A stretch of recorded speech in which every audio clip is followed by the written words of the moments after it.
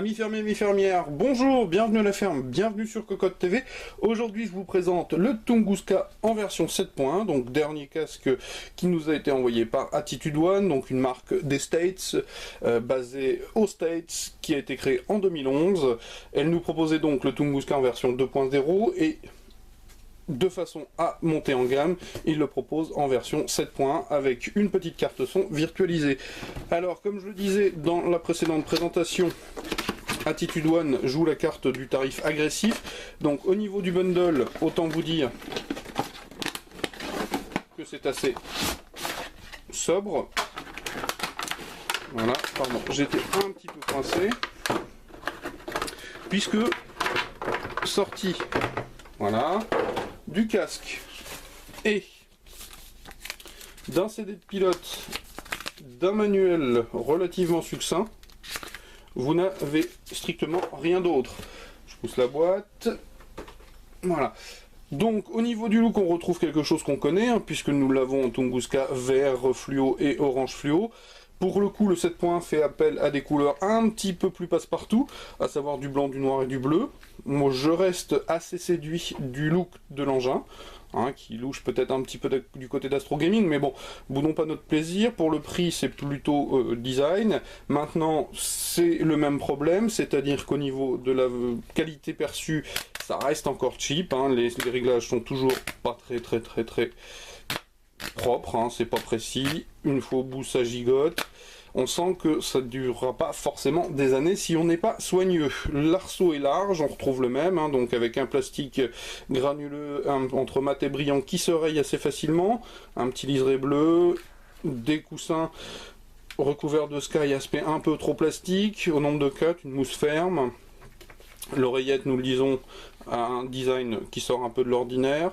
Elle retient une coupelle qui va héberger le HP, tout ça c'est monté sur pivot, ça permet de s'adapter, donc un casque qui n'est pas forcément inconfortable, hein.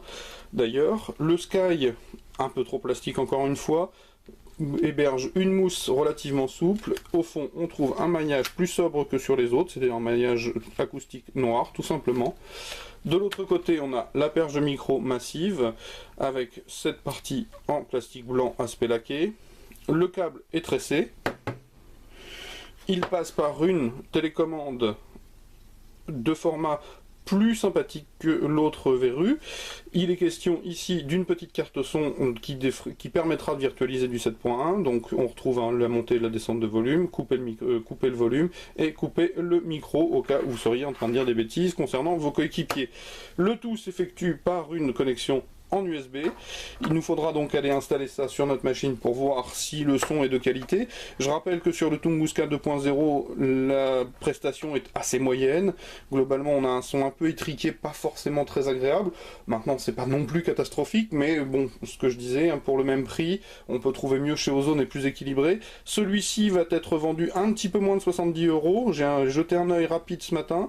En l'occurrence, il faut reconnaître que la concurrence sur le 7.1 virtualisé ne se bouscule pas au portillon, hein. En gros, on a 2 ou 3 casques qui sont à peu près dans les mêmes gammes tarifaires, qui sont à peu près dans les mêmes finitions, je dirais.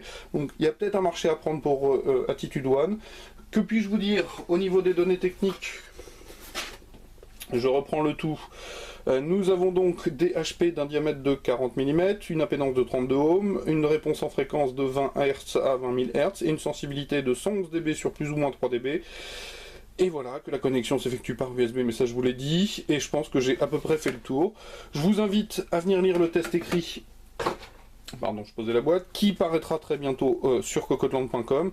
Donc le Tunguska 7.1, version blanche plus consensuelle, sur cocotland.com, et je vous dis à très bientôt. Au revoir.